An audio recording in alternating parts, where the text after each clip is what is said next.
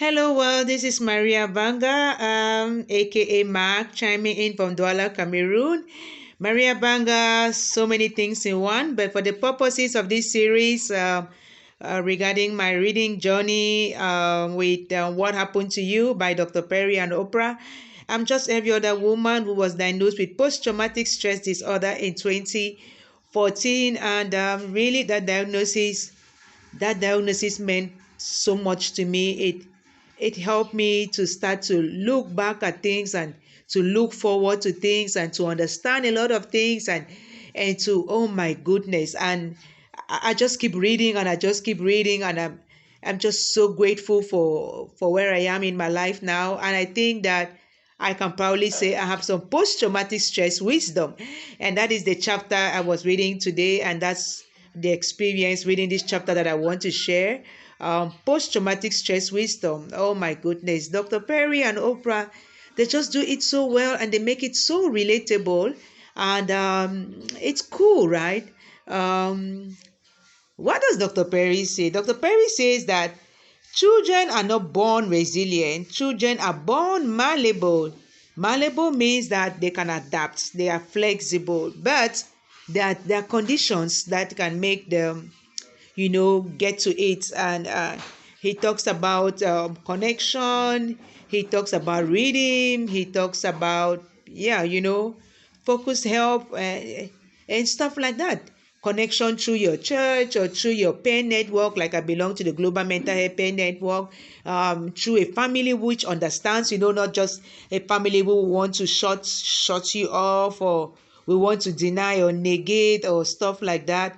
And sometimes even a circle of friends who might not necessarily understand, but who are there to listen and who will share with you. Or sometimes you just want to be with people who don't talk, right? I'm like that. There are times when I don't want to talk. I just want to lay my head on a shoulder and not talk. I just want to hold a hand and not talk. I just want to look at somebody and not have to talk. That's wisdom. And to understand that about some other person, you need to have that wisdom. And Dr. Perry says that it is very difficult to have that kind of wisdom without having faced any hardship in life. And it's not the end of the world, he says. So you have to stay open to learning the lesson from that hardship.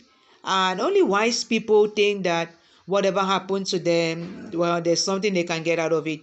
I have a very dear big sister who lost her kid sister, and I was there on the same day she let me know, and there was nothing I could say. I mean, I could just hold her when she wanted to be held.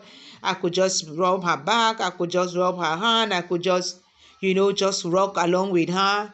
What else can I say? Whatever she was saying, I was just nodding. I was like, that's not the time to try to tell about somebody, oh, it is God, and tie your heart, or don't cry. Those kind of things that can instead infuriate somebody, right? And because I've been through what I've been through, and I know what helps me and stuff, and I can, because I'm also a psychotherapist now and all of that, I can quickly pick up the cues from somebody who is going through a traumatic situation. And we have seen trauma. Trauma is not what happens to you, but the reaction. And sometimes the reaction can become more and more painful based on maybe the reaction from people around you. For example, you lose somebody and you want to express your pain and people say, don't do that. It starts becoming more stressful for you. How do you grieve? We are human beings. We are social beings. You've lost somebody with whom you had this attachment, this connection, this blood relationship, all of that for years. And then now the person is no more. And then you are like, oh, well, I have to be strong. Strong for what? And what does being strong mean? You shouldn't cry. And so you stuff it down, and then you replace now that grief maybe with anger or with how do we call this, resentment, for the people who are trying to suppress your expression, or who are trying to make you feel bad for being vulnerable and all of those things. And then that is how you develop whatever some people call thick skin, and then you stop feeling, you become emotionally unavailable.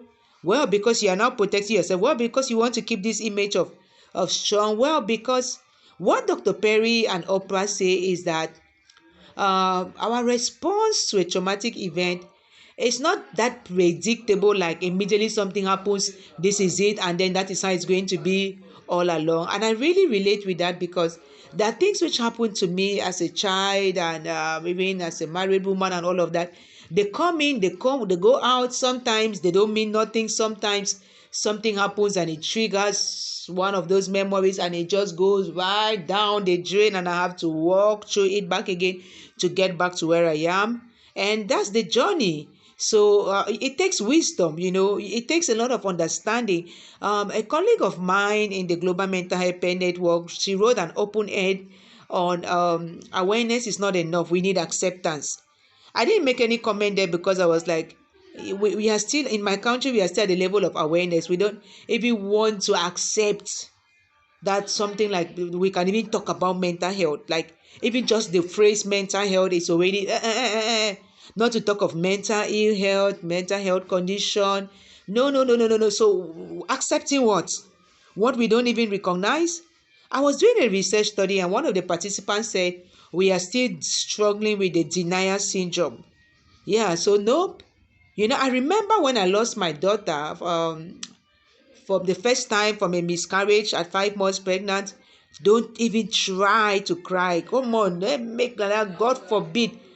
You don't want to be blessed again. In short, the condition was instead that I should go and be bathed in the village with all the local herbs and everything, so that ill luck does not become my portion. I'm not able to have another child.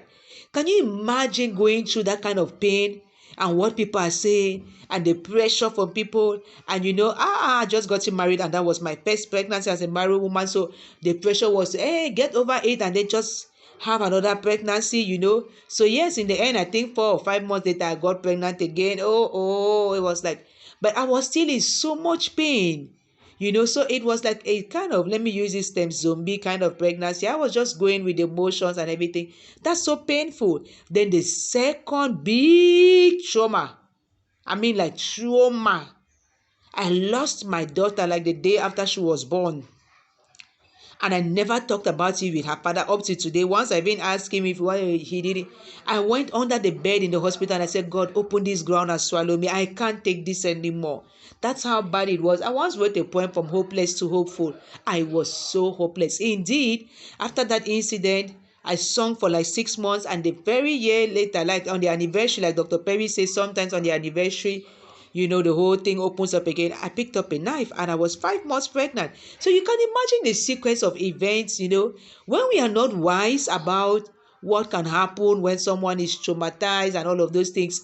We can be so insensitive, and we can just send this person spiraling. And Dr. Perry uses apt examples to show how he helped some children, like the children at the Davidian camp or stuff like that, the raid and stuff.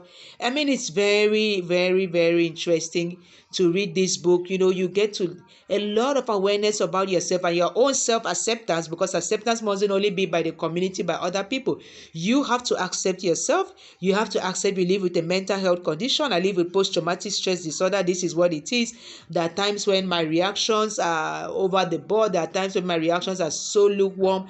There are times when something that wouldn't trigger would trigger me. There are times when, so I also know how to stay away from all those triggering experiences or episodes of people who can set me up, and to just live my own life, do me, be me, say me, and stuff like that.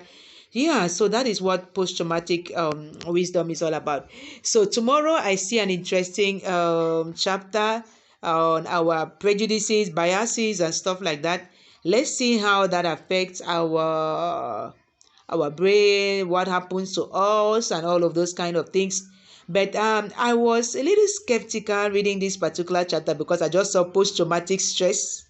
But wisdom is good. We all need wisdom, right? To live a fulfilling life, a purpose-driven life. Right? In the Bible, it says what? Seek knowledge, wisdom, and understanding, right? So I'm very grateful that I read this chapter after all, and I'm just so grateful to Dr. Perry and Oprah for putting this book together.